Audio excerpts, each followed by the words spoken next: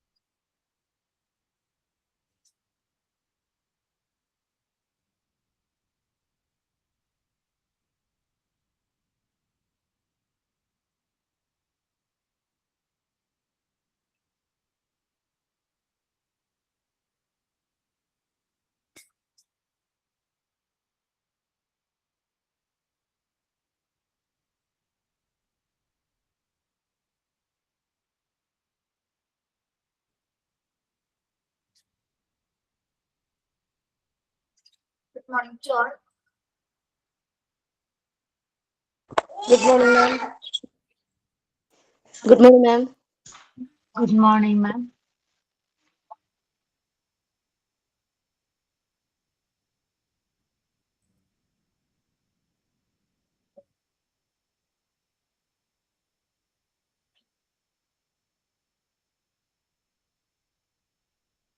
PDF clear ആയിട്ട് കാണാലോ അല്ലേ?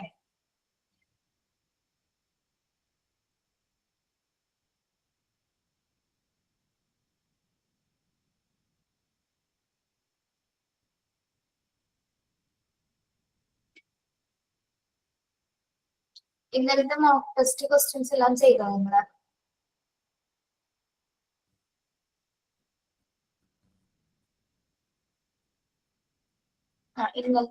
ഇന്നാണല്ലോ വരുള്ളൂ. ഓക്കെ. എന്തെങ്കിലും ക്വസ്റ്റ്യൻസ് എന്തെങ്കിലും മിസ്റ്റേക്ക് ഉണ്ടാവുമോ നോക്കണേ ചെയ്യുമ്പോ. എന്തെങ്കിലും മിസ്റ്റേക്ക് എന്തെങ്കിലും വന്നിട്ടുണ്ടോ നോക്കണം കേട്ടോ.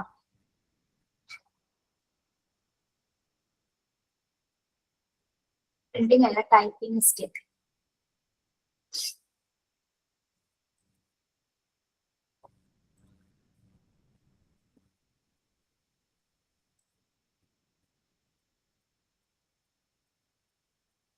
ചാപ്റ്റർ 3 ആണ് നമ്മൾ എടുക്കുന്നത്. മൊഡ്യൂൾ 3-യിലാണ് കേട്ടോ.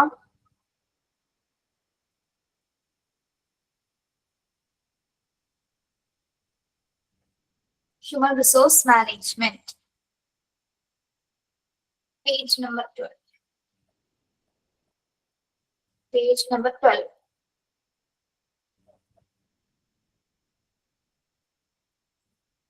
എന്താണ് ഹ്യൂമൻ റിസോഴ്സ് എന്ന് പറയുന്നത് നമുക്കറിയാലോ. ആരെയാണ് നമ്മൾ ഹ്യൂമൻ റിസോഴ്സ് എന്ന് പറയുന്നത്?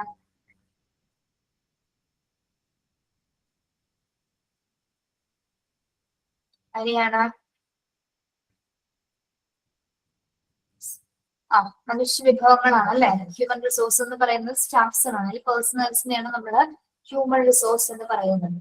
Okay, yes. ഇവിടെ ഇതുമായി ബന്ധപ്പെട്ട് കുറച്ചൊരു ഇൻട്രൊഡക്ഷൻസ് ആയിട്ടുള്ള കാര്യങ്ങളാണ്. ഇൻട്രൊഡക്ഷൻ ഭാഗത്ത് പറയേണ്ട കുറച്ച് കാര്യങ്ങളാണ് ഇതിൽ കൊടുത്തിരിക്കുന്നത്. ജസ്റ്റ് കേട്ടിരിക്കാം. ഇമ്പോർട്ടന്റ് ആയിട്ടുള്ള ഭാഗങ്ങൾ പറയുമ്പോൾ ഞാൻ അണ്ടർലൈൻ ചെയ്യാൻ പറയാം, അപ്പൊ അത് ചെയ്യാം കേട്ടോ.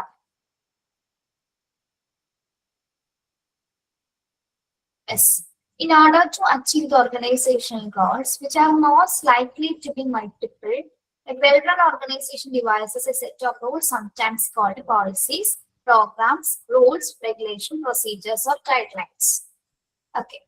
നമുക്ക് ഒരു കമ്പനി, ഒരു ഹോസ്പിറ്റൽ ഉണ്ടാക്കാമെന്ന് വിചാരിച്ചു.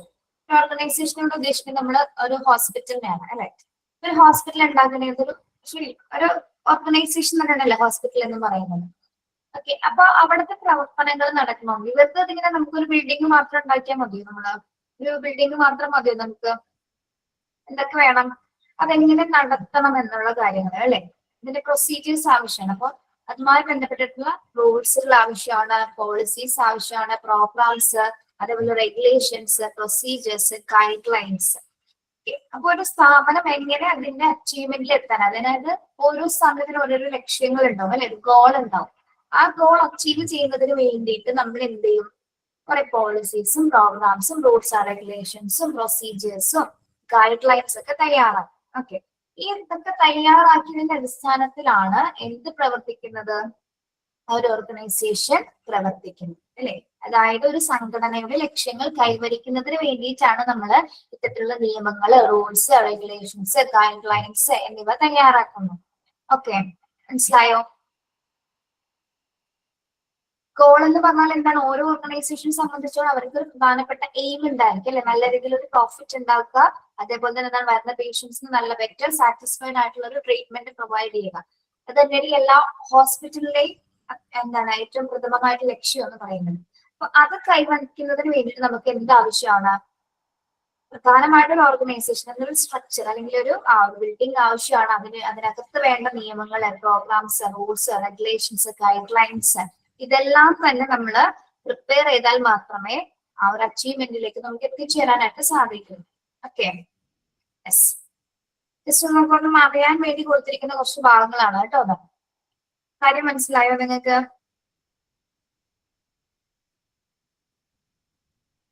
യെസ്.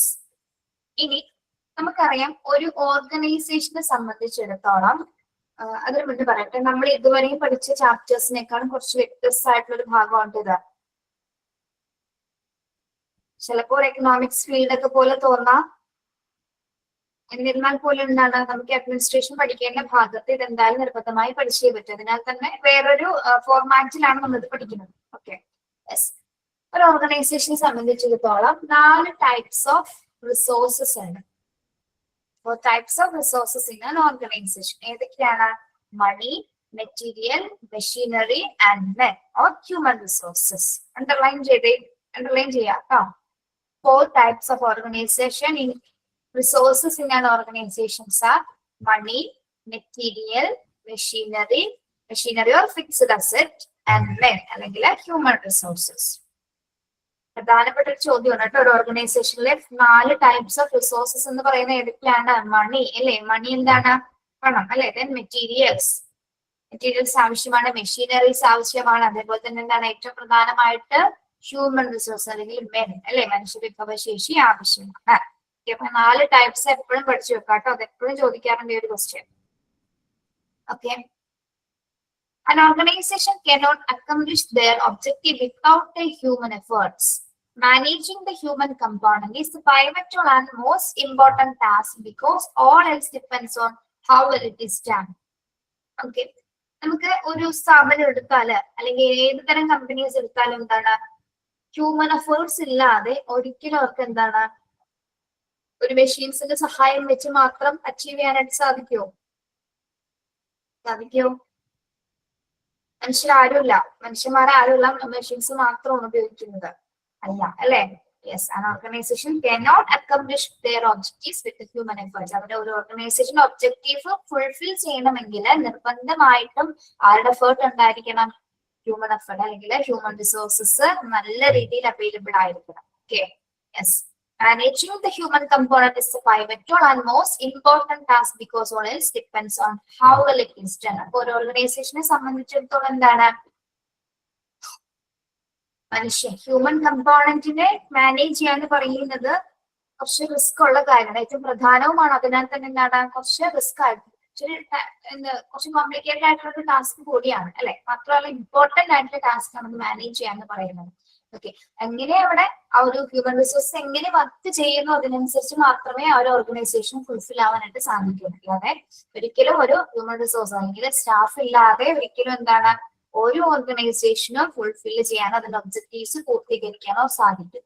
Okay, yes. അപ്പോ ഇവിടെ നമ്മൾ പറഞ്ഞു എന്താണ് ഒരു ഓർഗനൈസേഷനിൽ 4 ടൈപ്പ് ഓഫ് റിസോഴ്സസ് ഉണ്ട്: money, material, machinery and men. Okay, yes. അപ്പോ മനുഷ്യരില്ലാതെ ഒരു ഓർഗനൈസേഷൻ എന്താണ് അവരുടെ ഒബ്ജക്റ്റീവ്സുകൾ കംപ്ലീറ്റ് ചെയ്യാനായിട്ട് സാധിക്കില്ല. അവരെ മാനേജ് ചെയ്യാന്ന് പറയുന്നത് തന്നെ ഒരു ഇമ്പോർട്ടന്റ് ആയിട്ടുള്ള ടാസ്ക് ആണ്. ഏറ്റവും പ്രധാനമായിട്ടുള്ളൊരു ഇമ്പോർട്ടന്റ് ആയിട്ടുള്ള ടാസ്ക് കൂടിയാണ് എന്ത് ഹ്യൂമൻ കമ്പോണന്റിനെ മാനേജ് ചെയ്യാന്ന് പറയുന്നത്. ഓക്കെ, ഇവിടെ വരെ പറഞ്ഞ കാര്യങ്ങൾ മനസ്സിലായോ? Okay. As a result, the managers have the prime responsibility not only for the behavior and performance of other people but also of their own department. The greater commitment of the members to organization goals, the greater is the degree of effectiveness with which the organization works. Okay. Yes. ആ paragraph ഒന്ന് വായിച്ചു നോക്കാമോ? ഒന്ന് വായിച്ചു നോക്കിയേ.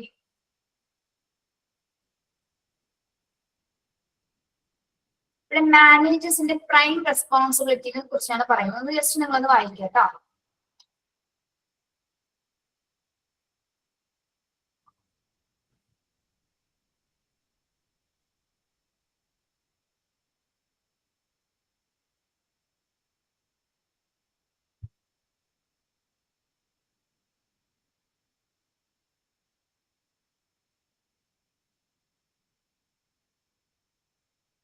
നമുക്കറിയാം അല്ലെ, ഒരു ഓർഗനൈസേഷൻ ഒരു പ്രധാന ഹെഡ് ഓഫ് ദ പൊസിഷൻ ഉണ്ടാവും അല്ലെങ്കിൽ ഒരു മാനേജർ ഉണ്ടാവും അല്ലെ.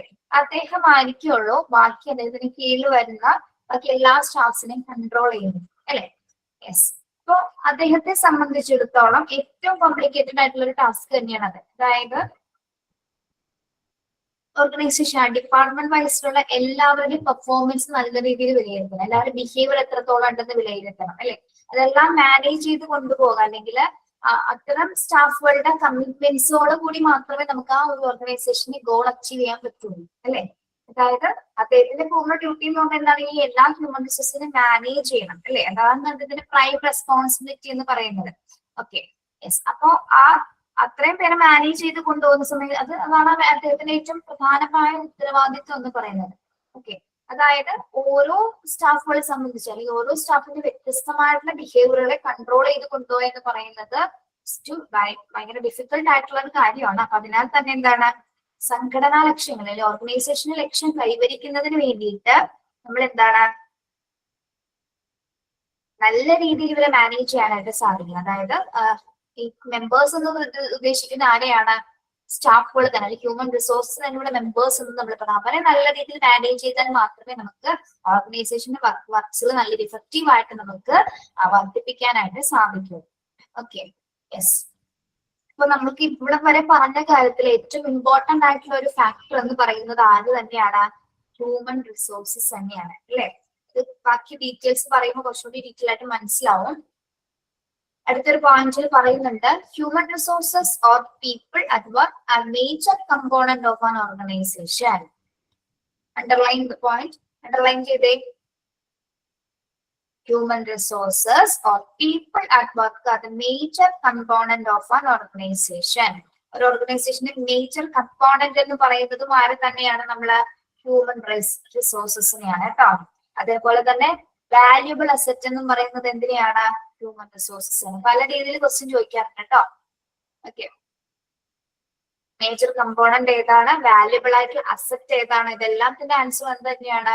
ഓർഗനൈസേഷൻ ഹ്യൂമൻ റിസോഴ്സസ് ആണ്. അതേപോലെ തന്നെ ഈ 4 ടൈപ്സ് ഓഫ് റിസോഴ്സസ് വരും. മണി, മെറ്റീരിയൽ, മെഷീനറി അല്ലെങ്കിൽ ഹ്യൂമൻ മെൻ പറഞ്ഞു കൊടുത്തിട്ട് ഇതിൽ ഏറ്റവും ഇമ്പോർട്ടന്റ് ആയിട്ടുള്ള റിസോഴ്സ് ഏതാണെന്ന് ചോദിച്ചാലും ആൻസർ എന്താണ്? ഹ്യൂമൻ റിസോഴ്സ് തന്നെയാണ് കേട്ടോ. Okay, it is this human resource which is most important in the success of any organization because most of the problem in organization settings are human and social rather than physical, technical or economic. Okay.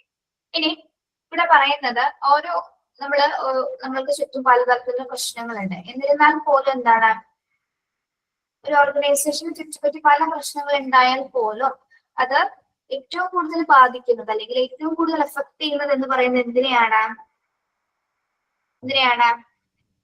ഹ്യൂമൻസിനാണ് അല്ലെ. മറ്റു problems ഒന്നും, മറ്റ് relate വരുന്ന problems ഒന്നും തന്നെ എന്താണ് ഒരു രീതിയിലും അഫക്ട് ചെയ്താൽ തന്നെ നമുക്ക് പരിഹരിക്കാൻ പറ്റുന്നത്. പക്ഷെ ഏറ്റവും കൂടുതൽ ഇമ്പോർട്ടൻസ് കൊടുക്കേണ്ടത് എന്തിനാണ്? ഹ്യൂമൻ റിസോഴ്സസിന് ആയിരുന്ന പ്രോബ്ലംസിനാണ്. ഓക്കെ, മാനുഷികമായിട്ടുള്ള പ്രശ്നങ്ങൾക്ക് അല്ലെങ്കിൽ മനുഷ്യർ നേരിടുന്ന ഒരു ഓർഗനൈസേഷന് മനുഷ്യർ നേരിടുന്ന പ്രശ്നങ്ങൾക്കാണ് നമ്മൾ ഏറ്റവും കൂടുതൽ അവിടെ ഇമ്പോർട്ടൻസ് കൊടുക്കുന്നത്. മറ്റു ടെക്നിക്കൽസോ എക്കണോമിക്കലോ ഫിസിക്കലോ ആയിട്ടുള്ള മറ്റൊരു കാര്യത്തിലോ അല്ല, ഹ്യൂമൻ റിസോഴ്സസ് നേരിടുന്ന പ്രോബ്ലംസിനാണ് അവിടെ ഏറ്റവും കൂടുതൽ നമ്മൾ ഇമ്പോർട്ടൻസ് കൊടുക്കുന്നത്. Okay, yes. ഇപ്പൊ നിങ്ങൾ പലരും ജോലിക്ക് പോകുന്നവരാണെന്ന് വിചാരിക്കുന്നു. ജോലിക്ക് എത്ര പോകുന്ന ആൾക്കാരുണ്ടോ? എത്ര പേര് പോകുന്നുണ്ടോ? വർക്കിംഗ് ആയിട്ടുള്ളവർ എത്ര പേരുണ്ട്? ഓക്കെ, പോകുന്നുണ്ടെന്ന് വിചാരിക്കാം. നിങ്ങൾ പോകുന്ന ഒരു ജോലി സ്ഥലത്ത് അല്ലെങ്കിൽ ഒരു ഹോസ്പിറ്റലില് അവിടെ വർക്ക് ചെയ്യുന്ന എല്ലാവരുടെയും സ്വഭാവം ഒരേപോലെയാണോ?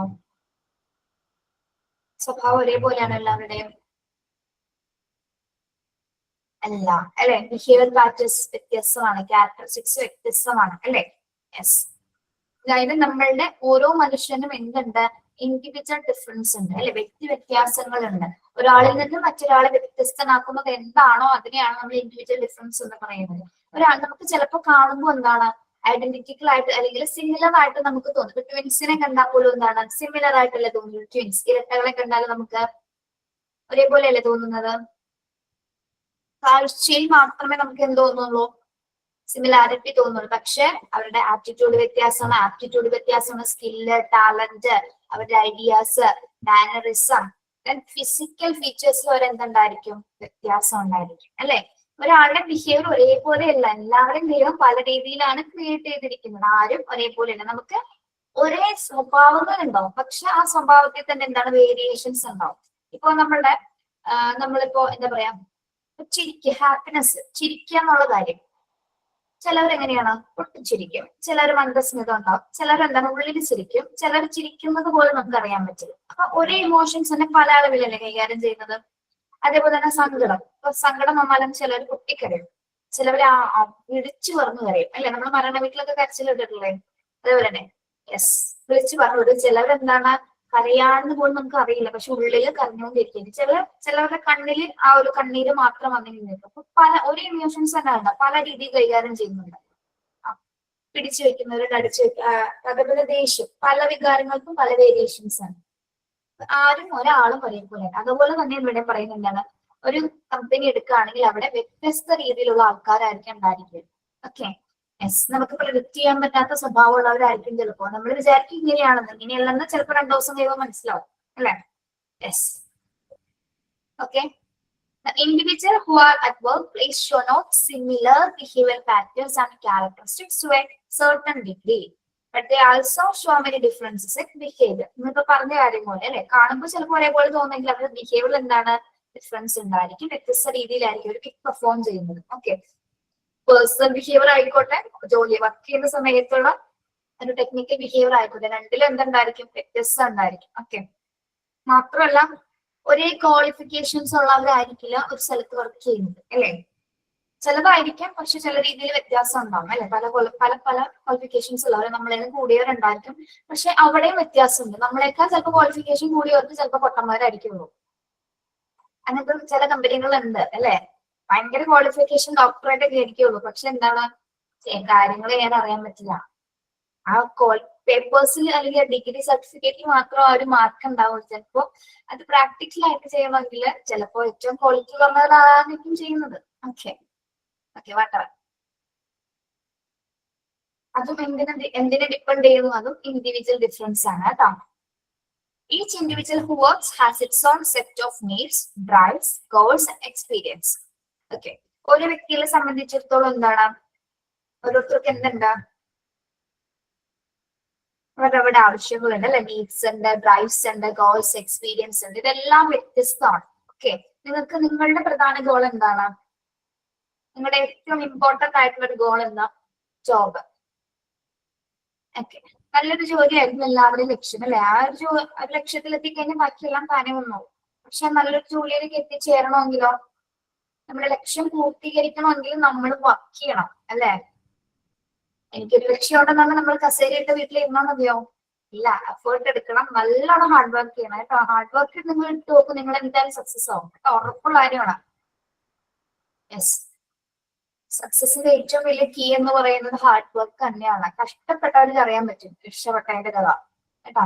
കഷ്ടപ്പെട്ടാൽ രക്ഷപ്പെടാൻ എളുപ്പമാണ്, പക്ഷെ നല്ല രീതിയിൽ കഷ്ടപ്പെടേണ്ടി വരും. അപ്പൊ നിങ്ങൾക്കൊക്കെ അത്യാവശ്യം നല്ല കഴിവുള്ള കുട്ടികൾ തന്നെയാണ്. വർക്ക് ചെയ്യാനായിട്ട് റെഡി ആവാം. ഹാർഡ് വർക്ക് ചെയ്യാൻ റെഡി ആയി കഴിഞ്ഞാൽ നിങ്ങൾ എന്തായാലും സക്സസ് എത്തും. ഓക്കെ. യെസ്.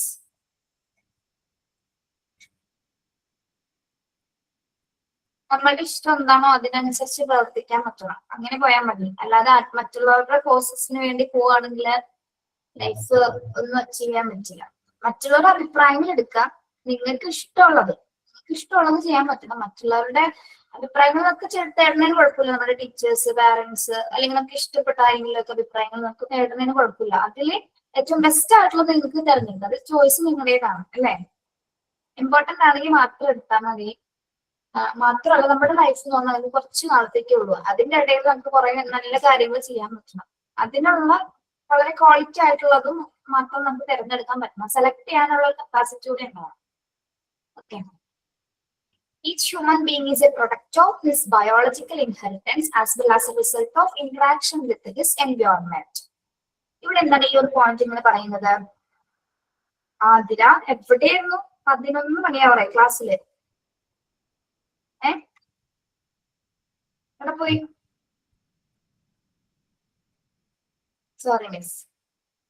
അതിന് എന്തായാലും ഞാൻ അതുപോലെ പാർവതിയോ രണ്ടുപേരെ വൈകി കയറുന്ന കുട്ടികളാ. കോൺവൊക്കേഷൻ വരുമ്പോ പേര് പറഞ്ഞെങ്കിൽ പെട്ടെന്ന് മനസ്സിലാവുന്ന ആൾക്കാർ നമ്മൾ രണ്ടുപേരും. കാരണം എപ്പോഴും ലേറ്റ് ആയിട്ട് വരുന്ന ആൾക്കാരാണ്. ലേക്ക് മീൻസ്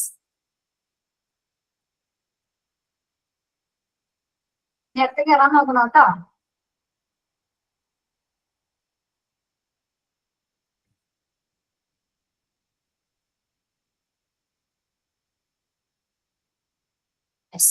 നമ്മളെല്ലാവരും തന്നെ എന്താണ്, നമുക്കൊരു ബയോളജിക്കൽ ഇൻഹെറിറ്റൻസിന്റെ ഭാഗമായിട്ട് നമ്മൾക്ക് പ്രകൃതിയും തമ്മിലൊരു എന്തുണ്ട്, ഒരു ഇന്ററാക്ഷൻ ഉണ്ട് അല്ലെ.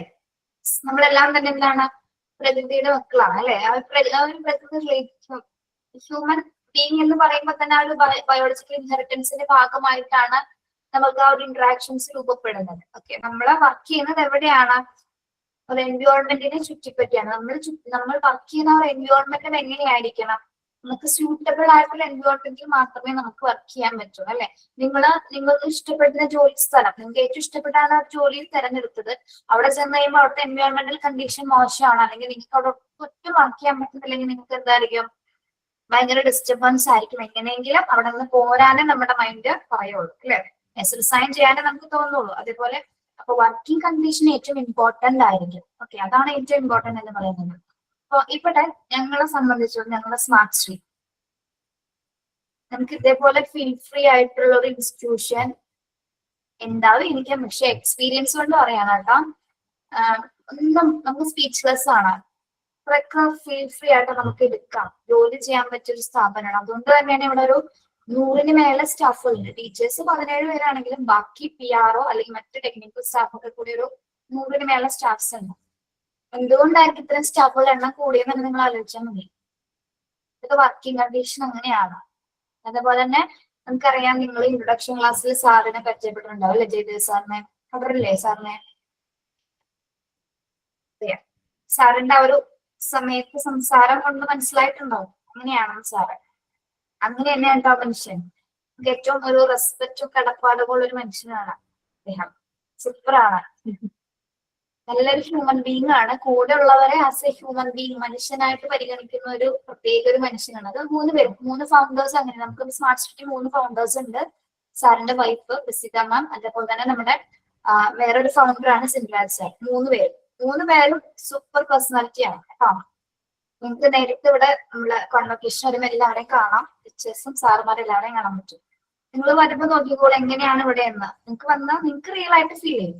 ഞാൻ പറയുന്നതല്ല, റിയൽ ആയിട്ട് ഫീൽ ചെയ്ത് മനസ്സിലാക്കുന്നത്. നമ്മൾ പതിയെ പതിയെ കോൺവൊക്കേഷനിലോട്ട് അടുത്തുകൊണ്ടിരിക്കുകയാണ് കേട്ടോ. ഏകദേശം എനിക്ക് 3rd മൊഡ്യൂളിലെ ചാപ്റ്റേഴ്സിന്റെ ഇതും കൂടി ഉള്ളൂ. അത് കഴിഞ്ഞാൽ 4th മൊഡ്യൂളിൽ 2 ചാപ്റ്റർ ഉള്ളൂ. അത് കഴിഞ്ഞാൽ പതിയെ പതിയെ തീർന്നുകൊണ്ടിരിക്കുകയാണ് കേട്ടോ. Yes. People come to workplace with some specific motives, like to earn money, to get employment, to have better prospects in future, to be treated as a human being while they are at the place of total 4 exam. Total 4 exam. നിങ്ങൾക്ക് ഇപ്പൊ exam കഴിഞ്ഞതുപോലെ തന്നെ കേട്ടോ. Teacher പറഞ്ഞുതരാം, അത് last ആകുമ്പോൾ പറഞ്ഞുതരാം കേട്ടോ. ഓരോ വ്യക്തികളും ഒരു ജോലി സ്ഥലത്തേക്ക് എത്തിപ്പെടുന്നതിന് പ്രത്യേകമായിട്ടുള്ള മോട്ടീവ്സ് ഉണ്ടായിരിക്കും അല്ലെ. യെസ്, അതായത് നമ്മുടെ ഫസ്റ്റ് ഓഫ് ഓൾ നമ്മുടെ ലക്ഷ്യം എന്ന് പറഞ്ഞാൽ എന്താണ്? നല്ലൊരു ജോലിയോടൊപ്പം തന്നെ നമ്മുടെ മെയിൻ ലക്ഷ്യം എന്താണ്? ജോലിയിൽ നമുക്ക് എന്തുണ്ടായിരിക്കണം? എന്ത് വേണം? To earn money. To earn money. അത് ചോദിക്കട്ടെ, ഏകദേശം എത്രത്തോളം സാലറി വേണമെന്നാണ് ആഗ്രഹം? ഏകദേശം മനസ്സിലുള്ള ഒരു സാലറി എന്ന് പറയോ? ഓക്കെ, അങ്ങനെയൊന്നുമില്ല മാം. അങ്ങനെയൊന്നും നമ്മൾ തീരുമാനിക്കണം കേട്ടോ. ഞാൻ പണ്ട് വിചാരിച്ചിട്ടുണ്ട്, 1000 രൂപയുടെ ജോലി കിട്ടിയാലും പോവാൻ പറ്റണം. ഒരു ഡിഗ്രി ടൈമിലൊക്കെ വിചാരിച്ചിട്ടുണ്ട്. പിന്നെ നമ്മൾ വളരുന്നതിനനുസരിച്ച് മനസ്സിലായി നമ്മളുടെ ആവശ്യങ്ങളൊക്കെ വലുതാണ്. നമ്മൾ അങ്ങനെ 1000 രൂപയ്ക്ക് ജോലിക്ക് ഒരു കാര്യമില്ല. 20,000, 50,000. ഓക്കെ, നിങ്ങൾക്ക് ലാക്കിനോടൊന്നും താല്പര്യമില്ലേ പിള്ളേരെ? ലക്ഷ്യങ്ങളോടൊന്നും താല്പര്യമില്ലേ? ഇല്ല, താല്പര്യമില്ല. ഓ, വേണമെന്നുണ്ട്, പക്ഷെ കിട്ടൂല എന്നറിയാന്നൊരു തോന്നല് മാത്രമേ ഉള്ളൂ. പക്ഷെ എങ്ങാനും ബിരിയാണി കൊടുത്താലോ അല്ലേ? യെസ്, കിട്ടൂലെന്നൊന്നുമല്ല. നമ്മുടെ ലൈഫ് ജസ്റ്റ് സെക്കൻഡ് മതി ഒന്ന് മാറാനായിട്ട്. നല്ല സക്സസ്ഫുൾ ആവാൻ ജസ്റ്റ് സെക്കൻഡ് മതി. അതേപോലെ തന്നെ ഫെയിലിയർ ആവാനും മതി കേട്ടോ. പറയാൻ പറ്റില്ലല്ലോ നിങ്ങളുടെ ലൈഫ് എങ്ങനെ പോകും. നിങ്ങൾ ഏറ്റവും നല്ല ടോപ്പ് പൊസിഷനിൽ ചിലപ്പോൾ ഒരുപാട് വർഷങ്ങൾക്ക് ശേഷം വർക്ക് ചെയ്തിരിക്കും നല്ല സാലറിയോടുകൂടി. അങ്ങനെയൊക്കെ സംഭവിച്ചവരുണ്ട്. എന്റെ കൂടെ പഠിച്ച കുറെ ആൾക്കാരങ്ങൾ ഇപ്പോഴും നല്ല ടോപ്പ് പൊസിഷനിൽ എത്തിയ കുട്ടികളുണ്ട്. അറിയാവുന്നൊന്ന് പറഞ്ഞാൽ, അതായത് ഇതേപോലെ ആഗ്രഹങ്ങളൊന്നും ഉണ്ടായില്ല. ചെറിയ ചെറിയ സാലറീസ് ഒക്കെ ആയിട്ട് പോകണമെന്ന് വിചാരിച്ചവരാ. പക്ഷെ എത്തിപ്പെട്ടത് അവരെ വിചാരിക്കാത്ത, അതായത് പൂജ്യങ്ങളുടെ എണ്ണം വലുതാണ്. അതാണ്. പുറത്തോട്ട് പോയാലും കിട്ടും. ഗവൺമെന്റ് സർവീസ് കിട്ടുള്ളൂ. ഗവൺമെന്റ് സർവീസിൽ കയറുമ്പോൾ നിങ്ങൾക്ക് താല്പര്യമില്ലേ?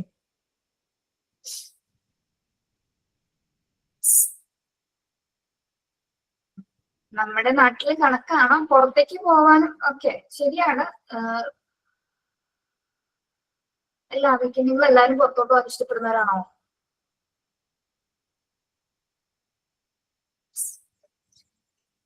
പുറത്ത് പോകണം നല്ലതാണോ? നല്ലതാണ്. പക്ഷെ ഞാൻ അതിനധികം സപ്പോർട്ട് ചെയ്യുന്നില്ല. പക്ഷെ നമ്മുടെ നാട് ഒരു വേറെ വെറൈറ്റി ആണ്. ഇവിടെ കിട്ടാത്തതൊന്നും അവിടെ കിട്ടില്ല. അല്ല, ഇവിടെ കിട്ടുന്ന പോലെ ഒന്നും അവിടെ ഒന്നും കിട്ടില്ല. അത് നിങ്ങൾക്ക് പോയ കുട്ടികളുടെ അനുഭവങ്ങൾ വെച്ച് പറയേണ്ടത്. നമുക്ക് 2-3 വർഷമൊക്കെ ചിലപ്പോൾ അവിടെ അടിച്ചുപൊളിയായിരിക്കും, നമ്മൾ സെറ്റിൽഡ് ആവുമായിരിക്കും. പക്ഷെ നാട് ഒരു വേറൊരു വികാരമാണ് എന്നൊക്കെ പറഞ്ഞാലും കേട്ടോ. യെസ്, നമ്മളൊക്കെ സാധാരണ മനുഷ്യരാണ്. സാധാരണ മനുഷ്യരില്ലാത്ത എക്സ്ട്രാ പെർസ്പെക്ഷനുള്ള മനുഷ്യരാണെങ്കിൽ ചിലപ്പോൾ നിങ്ങൾക്ക് പുറത്തായിരിക്കും ഇഷ്ടപ്പെടുന്നത്. എന്നിരുന്നാൽ പോയി ഓക്കെ, നല്ലതൊക്കെ കിട്ടട്ടെ, നല്ലത് മാത്രം ഉണ്ടാവട്ടെ എന്ന് പ്രാർത്ഥിക്കുക കേട്ടോ. ഇവരെ പറഞ്ഞു. ഓക്കെ, അപ്പൊ നമുക്ക് നല്ല സാലറി വേണം അല്ലെ, ടു ഏൺ മണി, അതേപോലെ തന്നെ ടു ഗെറ്റ് എംപ്ലോയ്മെന്റ് അല്ലെ. യെസ്. നമ്മൾ ഈ അൺഎംപ്ലോയ്മെന്റ് എന്ന് പറയുന്ന ആരെയാണ് അൺഎംപ്ലോയ്മെന്റ് എന്ന് പറയുന്നത്? Unemployment, job ഇല്ലാത്തതാണോ?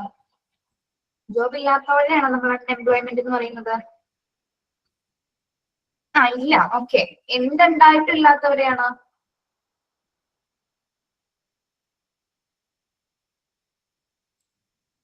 ക്വാളിഫിക്കേഷൻ ഉണ്ടായിട്ട്, ഇൻകം ഉണ്ടായിട്ടല്ല, ക്വാളിഫിക്കേഷൻ ഉണ്ടായിട്ട്, ഭയങ്കര ക്വാളിഫിക്കേഷൻ ഉണ്ടായിട്ടും നോക്കൂ, ഇപ്പൊ എഞ്ചിനീയേഴ്സിനെ ഒക്കെ സംബന്ധിച്ച് അവരെ എഞ്ചിനീയറിംഗ് കഴിഞ്ഞിട്ട് ഇപ്പൊ ജോലി ഇല്ലാതെ എന്തോരം ആൾക്കാരുണ്ട്.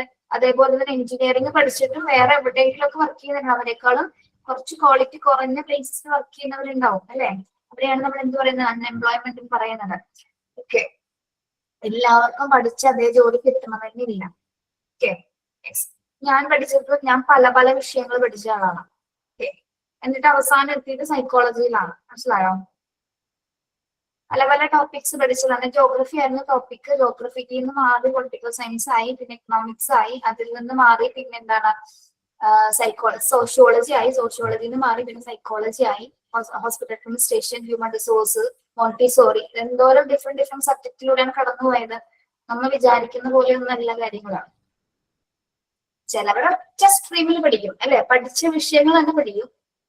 അത് മാത്രമല്ല, ജസ്റ്റ് നമ്മള് മ്യൂസിക് ഇല്ലേ, അതും ഞാൻ പഠിച്ചിട്ടുണ്ട്.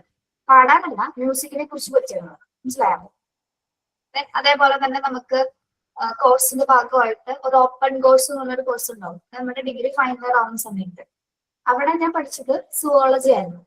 ഒന്നും റിലേറ്റഡ് അല്ല, കണ്ടാ, ഒന്നും റിലേറ്റഡ് അല്ല പഠിച്ച കാര്യങ്ങള്. പക്ഷെ എനിക്ക് ലാസ്റ്റ് സൈക്കോളജി പഠിച്ചപ്പോൾ മനസ്സിലായി ഈ കാര്യങ്ങളെല്ലാം തന്നെയാണ് അവിടെ ഉണ്ടെന്നുള്ളത്. ഓക്കെ. ഒക്കെ റിലേറ്റഡ് ആണ് കാര്യങ്ങള്. നേച്ചർ സയൻസ് ആണ്. ഓക്കെ. ഹോം സയൻസ് പഠിച്ച ആരെങ്കിലും ഉണ്ടോ അല്ലേ? ഹോം സയൻസ്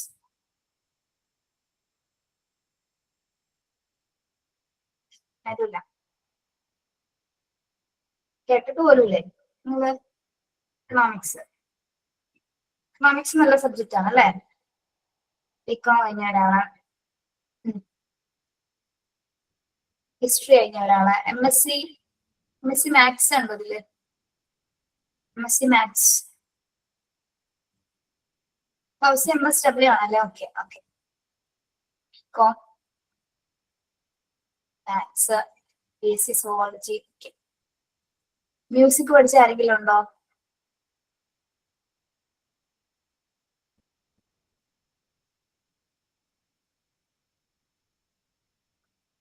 B.Ed കഴിഞ്ഞാണ്. എന്നിട്ട് എന്താണോ ടീച്ചിങ് പ്രൊഫഷൻ എടുക്കാഞ്ഞ് നസീമ? എന്ത് പറ്റി B.Ed കഴിഞ്ഞിട്ട് ടീച്ചർ ആവാഞ്ഞ്?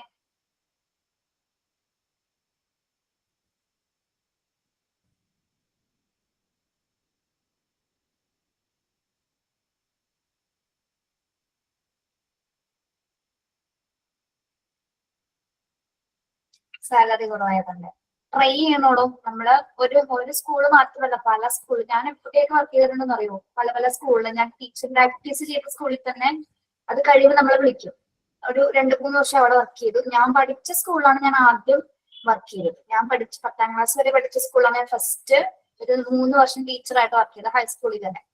നമ്മൾ ശ്രമിക്കാതിരിക്കുമ്പോഴാണ് നമുക്ക് അവസരങ്ങൾ വരാത്തത്. നമ്മളിങ്ങനെ ട്രൈ ചെയ്തുകൊണ്ടിരിക്കും, വരും. അങ്ങനെ ഒരു മൈൻഡ് ഉണ്ടായിരുന്നു. എനിക്കൊന്നും ആരും സപ്പോർട്ട് ചെയ്യാനും കൂടി ഉണ്ടായില്ല. ആരും സപ്പോർട്ട് ചെയ്തിട്ടില്ല. സ്വന്തം ഇഷ്ടത്തില് സ്വന്തം നമ്മൾ തീരുമാനിക്കുക. നമ്മുടെ ലൈഫ് നമ്മൾ തീരുമാനിച്ചാൽ മതി കേട്ടോ. കുടുംബം കളിക്കുന്നൊക്കെ പറയരുത് കേട്ടോ. ഓക്കെ. ഓക്കെ.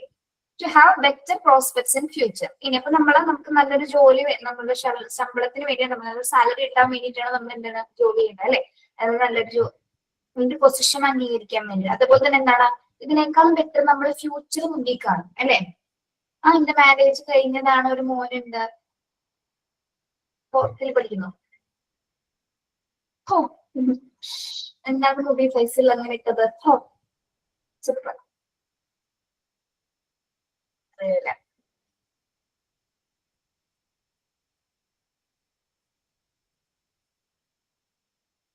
കഴിഞ്ഞില്ലാണോ? ഓക്കെ, പോട്ടെ. ബെറ്റർ പ്രോസ്പെക്ട്സ് ഇൻ ഫ്യൂച്ചർ എന്ന് പറയുമ്പോൾ എന്താണ്? better prospects in future. നമ്മുടെയൊക്കെ ജോലിയുടെ പ്രധാന ലക്ഷ്യം എന്താണ്? ഇന്നും നാളേക്ക് വേണ്ടിയാണ് നമ്മൾ ജോലി തിരഞ്ഞെടുക്കുന്നത്. ഇന്നും നാളേക്ക് വേണ്ടി മാത്രമാണോ? ഫ്യൂച്ചർ അല്ലെ? നിങ്ങൾക്ക് ഒരു കാഴ്ചപ്പാടുണ്ട്, എങ്ങനെയൊക്കെ പോകണം. നിങ്ങൾക്കും ഉണ്ടാവുമല്ലോ നിങ്ങളുടെ ലൈഫില്, നിങ്ങളുടെ ഫ്യൂച്ചറിൽ ഭാവിയിൽ എന്തൊക്കെ കാര്യങ്ങൾ നിങ്ങൾക്ക് അച്ചീവ് ചെയ്യണം എന്നൊക്കെ ഉണ്ടാവും അല്ലെ? അതുമായി ബന്ധപ്പെട്ട ഒരു ജോലി ആയിരിക്കും നമ്മൾ തിരഞ്ഞെടുക്കേണ്ടത്. ഓക്കെ, ആ ഫ്യൂച്ചറിന് എല്ലാവിധ ഫ്യൂച്ചറിലേക്ക് എത്താനും എല്ലാ രീതിയിലുള്ള കാര്യങ്ങൾ നമുക്ക് സെറ്റ് ചെയ്യാൻ പറ്റണം നമുക്ക് ആ ഒരു ജോലി വേണം. പിന്നെ മാത്രമല്ല, നമുക്ക് ശമ്പളം നല്ലൊരു പൊസിഷന് മാത്രമല്ല, നമ്മൾ ജോലി ചെയ്യുന്ന സ്ഥലത്ത് നമ്മളെ ആരായിട്ട് അംഗീകരിക്കണം? To be treated as a human being by their place of work. എവിടെ വർക്ക് ചെയ്താലും നമ്മളെ ഒരു മനുഷ്യനായിട്ട് പരിഗണിക്കുന്ന ഒരു സ്ഥലത്ത് മാത്രം നമ്മൾ വർക്ക് ചെയ്യണം. ഓക്കെ, നമ്മൾ പല ന്യൂസിലൊക്കെ കാണാറില്ലേ ഇപ്പോ, എന്താ പറയാ, പലരും വർക്ക് പ്രഷർ മൂലം സൂയിസൈഡ് ചെയ്തു, അല്ലെങ്കിൽ ആത്മഹത്യക്ക് ശ്രമിച്ചു എന്നൊക്കെ പറഞ്ഞാൽ നമ്മൾ കാണാറില്ലേ? എന്തുകൊണ്ടാണ്? വർക്ക് പ്രഷർ മൂലമാണ് പല പ്ലേസസ്, ഇപ്പൊ ബാംഗ്ലൂരൊക്കെ ഇതൊക്കെ കൂടുതലാണ്.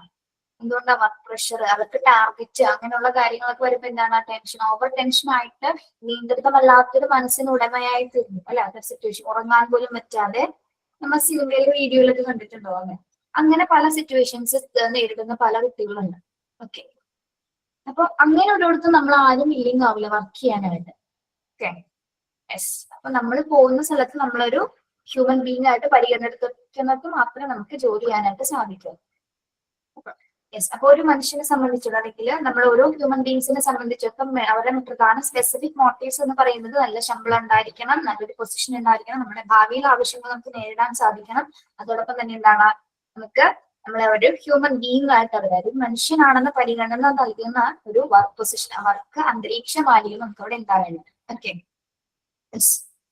they sell their labor for reasonable wages or salary and other benefits. These provide the knowledge and much of the energy by which organization objectives are fulfilled. The management must therefore be aware of not only of the organization but also employee and self-needs. Okay, yes. ഇനി നിങ്ങൾ പലരും പല salaries പറഞ്ഞു അല്ലെ? നിങ്ങൾക്ക് reasonable ആയിട്ടുള്ള കുറച്ച് salaries പറഞ്ഞു. എന്നാലും എല്ലാവരും ആഗ്രഹിക്കുന്നത് നല്ല സാലറിയിൽ ജോലി ചെയ്യാനാണ് അല്ലെ? അത്യാവശ്യം നല്ല ശമ്പളത്തോടെ ജോലി ചെയ്യാനാണ് എല്ലാവരും ആഗ്രഹിക്കുന്നത്. ഞാൻ ഉൾപ്പെടുന്നത് അങ്ങനെ തന്നെ അല്ലെ? എല്ലാവരും ആഗ്രഹിക്കുന്നത് അങ്ങനെ തന്നെയാണ്. Okay, yes. ഇനി നമുക്ക് ഈ സാലറി മാത്രമാണ് ഒരു ജോലി സ്ഥലത്ത് നിന്ന് ലഭ്യമാകുന്നത്? സാലറി മാത്രമാണ് ലഭിക്കുന്നത്? അല്ല, മറ്റ് ബെനഫിറ്റ്സുകൾ ഉണ്ട് അല്ലെ? എന്തൊക്കെയാണ് ഈ ബെനഫിറ്റ്സ് എന്ന് ഇവിടെ ഉദ്ദേശിച്ചിരിക്കുന്നത്? ബെനഫിറ്റ്സ് നമ്മുടെ ഫിനാൻഷ്യൽ ബെനഫിറ്റ്സുകൾ എന്തൊക്കെയായിരിക്കും ഒരു ജോലി സ്ഥലത്തെ? PF ഉണ്ടാവും, ബോണസ് ഉണ്ടാവും, ESI ഉണ്ടാവും, യെസ്, ഗ്രാറ്റുവിറ്റി ഉണ്ടാവും, പിന്നെ യെസ്,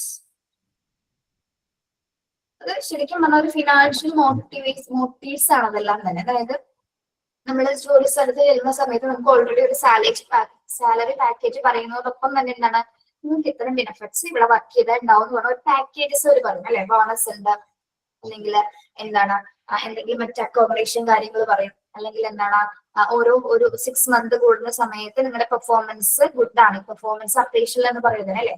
ആ പെർഫോമൻസിനനുസരിച്ച് നിങ്ങൾക്ക് ഹയർ പൊസിഷനിലേക്ക് കയറാൻ പറ്റും, അപ്പൊ സാലറീസ് കൂടും, അങ്ങനെ കുറെ ബെനിഫിറ്റ്സ് അവർ പറയും. അതായത് ഫിനാൻഷ്യൽ ആയിട്ടുള്ള മോട്ടീവ്സ് ആണ്. അതൊക്കെ നമ്മൾ എന്ത് ചെയ്യും? അട്രാക്ട് ചെയ്യൂലേ? അങ്ങനെയൊക്കെ കിട്ടിയുമ്പോ ഇഷ്ടം തോന്നൂല്ലേ പോകാനായിട്ട്? പിന്നെ കൂടാതെ മാസം ഒരു ടൂറും കൂടി ഉണ്ടെന്ന് പറഞ്ഞാൽ കഴിഞ്ഞു അല്ലെ? സൂപ്പർ. നമ്മള് ഇന്ത്യയിലെ ഏതെങ്കിലും ഒരു പ്ലേസ് അടിപൊളിയായിട്ട് ഒരു 5 ദിവസം ട്രിപ്പ് എന്നൊക്കെ പറഞ്ഞു കഴിഞ്ഞാൽ നമ്മള് അടിപൊളി. ടൂർ ഇഷ്ടപ്പെടാത്ത ആരാ ഉള്ളതല്ലേ? ഇഷ്ടപ്പെടാത്തവരുണ്ടാവും കേട്ടോ, എല്ലാവരും പറയുന്നില്ല. Yes, okay. നമുക്ക് എന്താണ് അപ്പൊ വർക്ക് ചെയ്യുകയും ചെയ്യാൻ, നല്ല സാലറി ഉണ്ട്, നല്ല ബെനിഫിറ്റ് ഉണ്ട്, ഫിനാൻഷ്യൽ ആയിട്ടുള്ള കുറെ കാര്യങ്ങൾ കിട്ടുന്നുണ്ട്. അതോടൊപ്പം തന്നെ വർക്കിംഗ് കണ്ടീഷൻ അടിപൊളിയാണ്, മറ്റ് പാക്കേജസുകളുണ്ട്, മൊത്തം സെറ്റിംഗ്സ് അടിപൊളിയാണെങ്കിൽ നമ്മൾ സൂപ്പർ അല്ലെ? നമ്മുടെ ജീവിതം അടിപൊളിയായിട്ട് പോയി വിചാരിക്കാം. അപ്പൊ ഇതൊക്കെ നമ്മളെ അട്രാക്ട് ചെയ്യാൻ വേണ്ടിയിട്ട് ശരിക്കുള്ള കുറച്ച് സ്ട്രാറ്റജീസ് ആണ്. ഓരോ ഹോസ്പിറ്റലാണെങ്കിൽ ഒരു ഓർഗനൈസേഷന്റെ സ്ട്രാറ്റജീസ് ആണ് എന്താ, പല പാക്കേജസിന്റെ കാര്യങ്ങൾ അല്ലെങ്കിൽ അങ്ങനെയുള്ള ഓഫറുകൾ അവർ തരുന്നുണ്ട്. Okay, yes. ചിലർ നല്ല രീതിയിൽ ചൂസ് ചെയ്യും, ചിലർ അത് വേണ്ടാന്ന് വെക്കും. കുറച്ചും കൂടി സാലറി കിട്ടുന്ന ജോലിയിലേക്ക് ഇന്റർവ്യൂവിന്റെ ടൈമിലായിരിക്കും ഇതൊക്കെ നമ്മൾ കേട്ടത്. അല്ലെങ്കിൽ നമുക്ക് എന്താണ് ഇന്റർവ്യൂവിന് മുൻപ് തന്നെ എന്തെങ്കിലും നമ്മള് എന്താ പറയാ അഡ്വർടൈസ്മെന്റിലൊക്കെ ആയിരിക്കും ചിലപ്പോൾ ഇതൊക്കെ കാണുന്നത്. അങ്ങനെയാണ് നമ്മൾ ഇതിലേക്ക് അപ്രോച്ച് ചെയ്യുന്നത്. നമ്മൾ ആകർഷിക്കുന്ന എന്തോ ഒരു സാധനം എന്തിലുണ്ടായിരിക്കും, ആ ഒരു ജോബ് ഓഫറിൽ ഉണ്ടായിരിക്കും അല്ലെ. അതിനെയാണ്, അതാണ് നമ്മൾ അട്രാക്ട് ചെയ്യുന്നതിന് വേണ്ടിയിട്ടുള്ള ഒരു ഓർഗനൈസേഷന്റെ സ്ട്രാറ്റജിക് ആയിട്ടുള്ള ഒരു മൂവ്മെന്റ് ആണ് എന്ത്, ഓഫറുകൾ. അല്ലെങ്കിൽ നമ്മളെ അട്രാക്ട് ചെയ്യാനായിട്ട് പീപ്പിളിനെ ആകർഷിക്കുന്ന തരത്തിലുള്ള എന്തെങ്കിലും അതിൽ ആഡ് ചെയ്തിട്ടുണ്ടായിരിക്കും. ഓക്കെ, അതൊക്കെ ഓർഗനൈസേഷന്റെ സ്ട്രാറ്റജിക് ആയിട്ടുള്ള പ്ലാനിങ് ആണ്. Okay, yes. അപ്പൊ അങ്ങനെ ബെനിഫിറ്റ്സ് ഒക്കെ ഉണ്ടെന്ന് പറയുമ്പോൾ എന്താണ് നമ്മള് അതായത് ഈ ബെനിഫിറ്റ്സ് കൊടുക്കുന്ന പറയുന്നതിന് വേണ്ടിയിട്ട് ആ ഓർഗനൈസേഷന്റെ ഗോൾ അല്ലെങ്കിൽ ലക്ഷ്യത്തിലേക്ക് അച്ചീവ് ചെയ്യാൻ വേണ്ടിയിട്ട് നമ്മുടെ കൂടെയുള്ള സ്റ്റാഫുകൾ അതിനെ പ്രാപ്തരാക്കാൻ വേണ്ടിയിട്ടാണ് എന്ത് കൊടുക്കുന്നത്, ഇത്തരത്തിലുള്ള ഓഫറുകൾ പ്രൊവൈഡ് ചെയ്യുന്നത് കേട്ടോ. യെസ്. മാത്രമല്ല ഓർഗനൈസേഷന് മാത്രം ഇങ്ങനെ ഗോൾ അച്ചീവ് ചെയ്താൽ മാത്രം മതിയോ? ആർക്കൊക്കെ എന്ത് ഗോള്, ആർക്കൊക്കെ ആവശ്യങ്ങൾ എന്താ? എംപ്ലോയീസിന് അവർക്ക് അവരുടേതായിട്ടുള്ള ആവശ്യകതകളുണ്ട് അല്ലെ, അവർക്ക് കുറച്ച് ഡ്രൈവ്സ്, അവർക്ക് നീഡ്സുകളുണ്ട്. അതും കൂടി നമുക്ക് ഫിൽ ചെയ്യാൻ പറ്റുന്നുണ്ടെങ്കിൽ അതൊരു ബെറ്റർ ഓർഗനൈസേഷൻ ആയിരിക്കും അല്ലെ. അല്ലാതെ ഒരു കമ്പനി ഡെവലപ്പ് ആവണമെന്ന് പറഞ്ഞാൽ മാത്രം നമ്മളിങ്ങനെ പോയിക്കൊണ്ടിരുന്നതാണ് പണിയെടുക്കുന്ന ജോലിക്കാരുടെ അവസ്ഥ വളരെ ദയനീയമായിരുന്നു അല്ലെ. യെസ്. അപ്പോൾ രണ്ടും ഒരേ രീതിയിൽ കൊണ്ടുപോകാനായിട്ട് സാധിക്കും. എംപ്ലോയീസിന്റെ എല്ലാ ആവശ്യകതകളും നേടിക്കൊടുക്കാനും പറ്റണം. അതോടൊപ്പം തന്നെ എന്താണ്, അതായത് അവരുടെ ആവശ്യങ്ങൾ, അവരുടെ വർക്കിംഗ് കണ്ടീഷൻസ്, അവരുടെ സാലറി പാക്കേജസ്, മറ്റ് അലവൻസുകൾ, അല്ലെങ്കിൽ മറ്റ് പാക്കേജസ് എല്ലാം തന്നെ കറക്റ്റ് ആയിട്ട് കൊടുത്ത് അവർ മാനേജ് ചെയ്ത് കൊണ്ടുപോകുന്നതാണ് ഒരു ഓർഗനൈസേഷൻ ഏറ്റവും വലിയ സക്സസ് എന്ന് പറയുന്നത്. ഓക്കെ, അതിനാണ് ഏറ്റവും കൂടുതൽ അവിടെ ഇമ്പോർട്ടൻസ് കൊടുക്കുന്നത്. അങ്ങനെ നമ്മളെ ഹാപ്പി ആക്കി കഴിഞ്ഞാൽ നമ്മൾ വർക്ക് ചെയ്യുന്ന സ്ഥലത്ത് നമുക്ക് ഏറ്റവും നല്ല രീതിയിൽ വർക്ക് ചെയ്യാൻ നമുക്ക് തോന്നുന്നില്ലേ? നമ്മൾ ഹാപ്പി ആണെങ്കിലേ, കഷ്ടപ്പെട്ട് പണിയെടുക്കുമ്പോഴാണ് നമുക്കത് ചെയ്യാൻ പറ്റാത്തത്. ഓക്കെ, ഹാപ്പി ആയിട്ട് ചെയ്യുന്ന സമയത്ത് നമുക്കത് വലിയ ബുദ്ധിമുട്ടുണ്ടാവില്ല. എന്തായാലും കുറച്ച് കഷ്ടപ്പാടുകൾ എല്ലാ ജോലിക്കും ഉണ്ടാവും. അത് നമ്മൾ വില്ലിംഗ് ആയിട്ട് ചെയ്ത് കഴിഞ്ഞാൽ സക്സസിലേക്ക് എത്തിച്ചേരും. ഓക്കെ,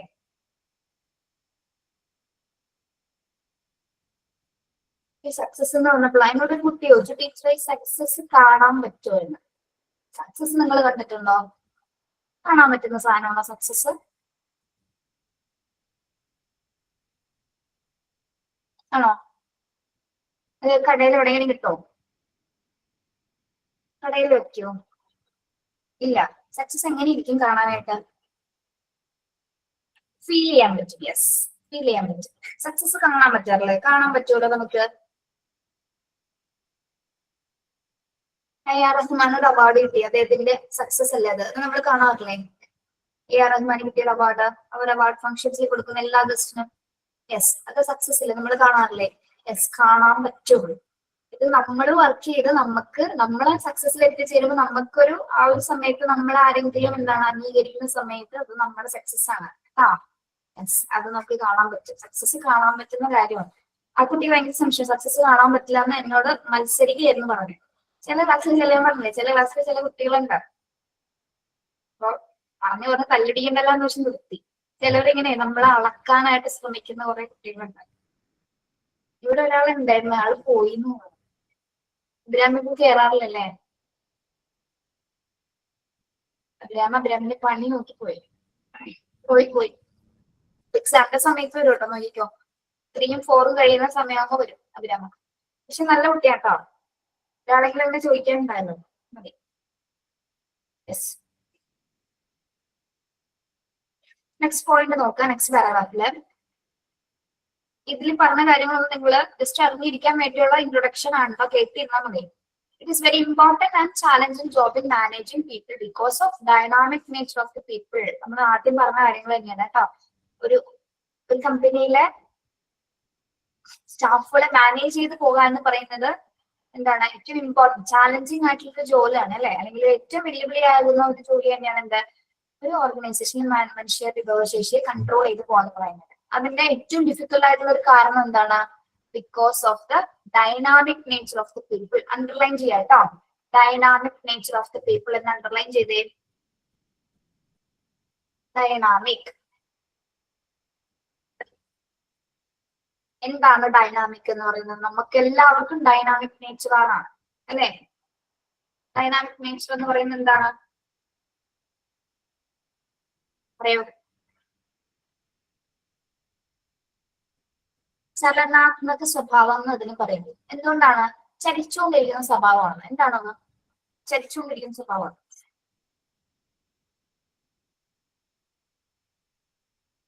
നിങ്ങൾ 1 മണിക്കൂർ ക്ലാസ് കഴിയുന്നവരെ നല്ല കുട്ടികളായിട്ട് ചിലപ്പോൾ ഇതുകൊണ്ട് ഇരുന്ന് ക്ലാസ് അറ്റൻഡ് ചെയ്യും. 1 മണിക്കൂർ കഴിഞ്ഞാൽ നിങ്ങളുടെ സ്വഭാവം ആകില്ലേ? 1 മണിക്കൂർ കഴിഞ്ഞാൽ പറയും, ടീച്ചർ ക്ലാസ്സിൽ കയറി ആ ഹ്യൂമൻ റിസോഴ്സിന്റെ ചാപ്റ്റർ എടുത്തിട്ട് എന്തൊരു ബോറായിരുന്നു എന്നൊക്കെ പറഞ്ഞു ടീച്ചർ, എനിക്കൊന്നും മനസ്സിലായില്ല. അങ്ങനെ പറയും കുറച്ചു നേരം കഴിയുമ്പോ. എന്തൊക്കെ ടീച്ചർ പറഞ്ഞു വരുന്നത് അല്ലേ? പറയില്ലേ? നല്ല പിള്ളേരാണോ? Yes, that is dynamic nature അല്ലേ? അപ്പൊ അങ്ങനെ പറയാറില്ല, ഇത് പറഞ്ഞതോ നമുക്ക് എല്ലാവർക്കും എന്താണ് ഡൈനാമിക് നേച്ചർ ആണ്. അപ്പൊ നമ്മൾ ശരിക്കും പറഞ്ഞ ഒരു കമ്പനിയിലെ ആൾക്കാരെയൊക്കെ ശരിക്കും ബഹുമാനിക്കണം. കാരണം എത്ര കൂടെ ഇപ്പൊ ഞങ്ങളുടെ സ്മാർട്സിൽ എടുത്തു നോക്കുകയാണെങ്കിൽ ഇവിടുത്തെ അഡ്മിനിസ്ട്രേറ്റർ എന്ന് പറയുന്നത് പ്രസിദ്ധമാണ്. നമ്മുടെ സാറിന്റെ വൈഫാണ്. മാം ആണ് അഡ്മിനിസ്ട്രേറ്റർ എന്ന് പറയുന്നത്. ഈ 120 സ്റ്റാഫുകളെ നയിച്ചുകൊണ്ട് പോകാന്ന് പറയുന്നത് 120 പേര് എങ്ങനെയാണ്? 120 സ്വഭാവങ്ങളുള്ളവരാണ് അല്ലെ?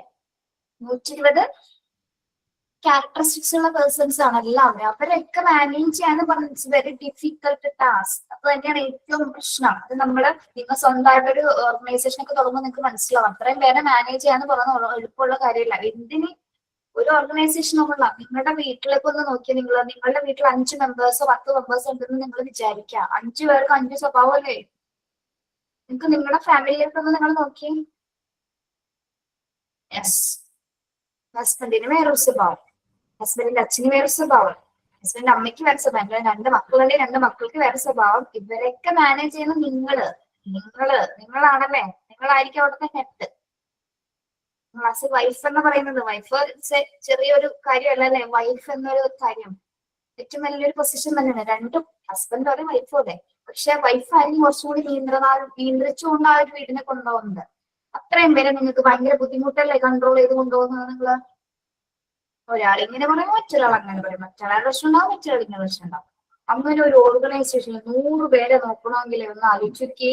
അതിനൊക്കെ വേണ്ടിയിട്ടാണ് നമ്മൾ ഇതൊക്കെ മാനേജ് ചെയ്യാനായിട്ട് റൂൾസ് ആൻഡ് റെഗുലേഷൻസ്, പ്രൊസീജിയേഴ്സ്, നിയമങ്ങള്, ഗൈഡ് ലൈൻസ് ഇതൊക്കെ കൊണ്ടുവന്നിരിക്കുന്നത്. Okay, yes. അപ്പൊ ഇത്രയും പേരെ നല്ല രീതിയിൽ മാനേജ് ചെയ്താൽ മാത്രമേ നമുക്ക് ആ കമ്പനിയുടെ ലക്ഷ്യങ്ങൾ കൈവരിക്കാനായിട്ട് സാധിക്കുള്ളൂ. നിങ്ങളുടെ ലൈഫ് നന്നായിട്ട് മുന്നോട്ട് കൊണ്ടുപോകണമെങ്കിൽ നിങ്ങളുടെ ഫാമിലി ലൈഫിൽ നിങ്ങൾ നല്ല രീതിയിൽ കഷ്ടപ്പെടേണ്ടതുണ്ട് അല്ലെ? എല്ലാവരെയും ഒരേപോലെ സ്നേഹിച്ചു, ഒരേപോലെ സ്നേഹമാണ് അവിടുത്തെ ഏറ്റവും ഇമ്പോർട്ടന്റ് ആയത്. നിങ്ങളെ ലൈഫിനെ സംബന്ധിച്ചിടത്തോളം അതിപ്പോ ഓർഗനൈസേഷൻ ആണെങ്കിലും വീട്ടിലാണെങ്കിലും ലവ്, സ്നേഹമായിരിക്കണം ഇമ്പോർട്ടന്റ് അല്ലെ? സ്നേഹം ഇല്ലാത്തവർക്ക് വെറുതെ അഭിനയങ്ങൾ മാത്രമായിരിക്കുള്ളൂ.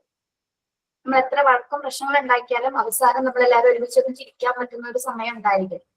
അതാണ് ഏറ്റവും ഇമ്പോർട്ടന്റ് കേട്ടോ.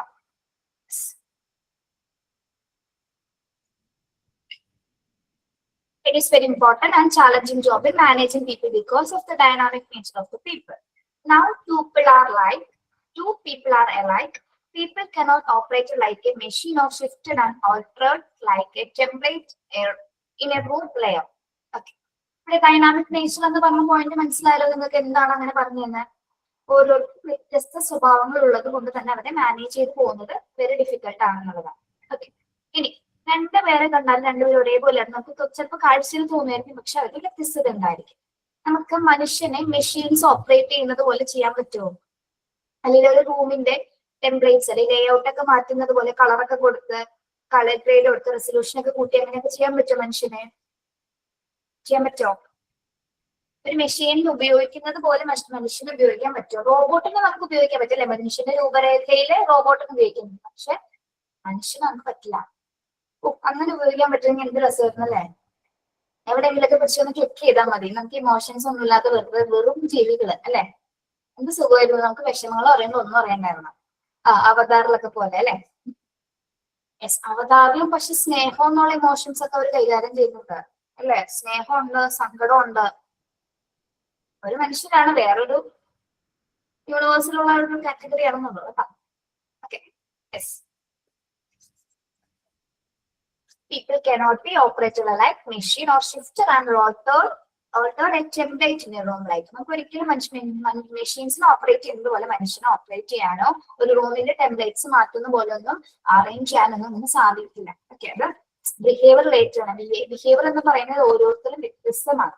Okay, therefore mean tactful handling by management personnel. പക്ഷെ മെഷീനിനെ പോലെ ഓപ്പറേറ്റ് ചെയ്യാൻ പറ്റില്ലെങ്കിലും നമുക്ക് എന്ത് ചെയ്യാൻ പറ്റും? അവരുടെ ബിഹേവിയർ മനസ്സിലാക്കിയിട്ട് ടാക്ട്ഫുൾ ആയിട്ട് ഹാൻഡിൽ ചെയ്യാം. ടാക്ട്ഫുൾ എന്ന് പറയുന്നത് എന്താണ്? ടാക്ട്ഫുൾ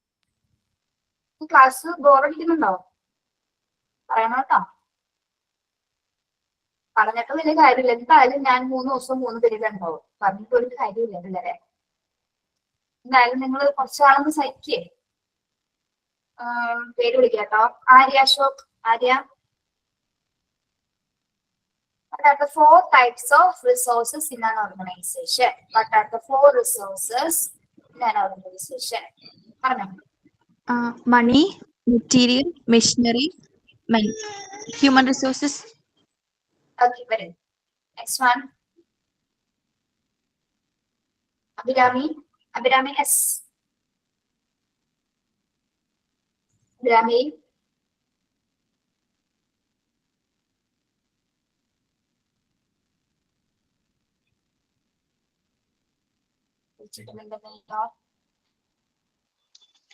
Ma'am, പറയൂ അഭിരാമി. ഒരു ഓർഗനൈസേഷനിലെ മോസ്റ്റ് വാല്യുബിൾ ആയിട്ടുള്ള അസറ്റ് ആരാണ്? human resource. Okay, very good. എന്താണോ ഭയങ്കര നാളം? Online class ആയതുകൊണ്ട്. എന്താണ് ഓൺലൈനിൽ കേൾക്കുന്നുണ്ടാണോ? നേരിട്ടാണെങ്കിൽ കുഴപ്പമില്ല, അതിന്റെ ഒരു പ്രശ്നമുണ്ട്. നേരിട്ടാണെങ്കിൽ കുഴപ്പമില്ലാന്നോ? എന്താ മനസ്സിലായില്ല. ഓൺലൈൻ ക്ലാസ്സിന്റെ ഒരു ഷെയിങ് ആണ്. ഷൈനസോ? ഓക്കെ. ഇവിടെ പഠിക്കുന്ന ഏറ്റവും നല്ല ബാച്ചാണ് 22. നല്ല പിള്ളേർ ക്ലാസ് എടുക്കാന്ന് തോന്നുന്ന ക്ലാസ്സാണ്. ക്ലാസ്സിന്റെ പ്രത്യേകതയാണോ വേണോ നിങ്ങൾക്ക് ഇഷ്ടം പോലെ സംസാരിക്കാം, സമയം കിട്ടുന്നതായിട്ട്. ഒരു പ്രശ്നമില്ല കേട്ടോ. Merin. Merin Lagna. Yes, ma'am. An organization, കേൾക്കുന്നുണ്ടോ? An organization cannot accomplish their objectives without dash. Teacher ഇത് എവിടെ നിന്നാണ് ചോദിക്കുന്നത് അല്ലേ? ഒന്നുകൂടി പറയട്ടെ. ഹലോ. ഒന്നുകൂടി പറയട്ടെ, കേൾക്കാമോ? മെറിൻ. ഓക്കെ മാം, ഇപ്പൊ ശരി. ഒന്ന് പറയാം, നെറ്റിന്റെ കുറച്ച് ഇഷ്യൂസ് ഉണ്ട് ഇവിടെ, അതുകൊണ്ടാ. An organization cannot accomplish their objectives without dash. ടെക്സ്റ്റിൽ നോക്കണോ? എനിക്ക് കിട്ടിയില്ല മാം. കിട്ടില്ല. സെക്കൻഡ് പാരഗ്രാഫില്. Okay ma'am, human and social rather than physical technical, അതാണോ മാം? അല്ല, second paragraph.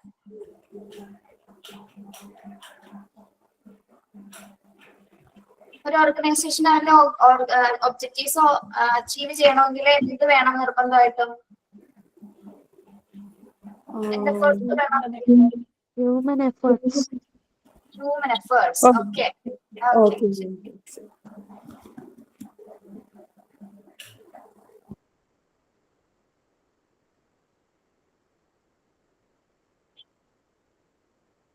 It's very important and challenging job in managing people because of the dash of the people. Dynamic nature of dynamic nature. Yes. Okay, ബാക്കി നമുക്ക് അടുത്ത class എടുക്കാം കേട്ടോ. Thank you. Have a nice day. Thank you. Thank you, ma'am. Thank you, ma'am. Thank you, ma'am.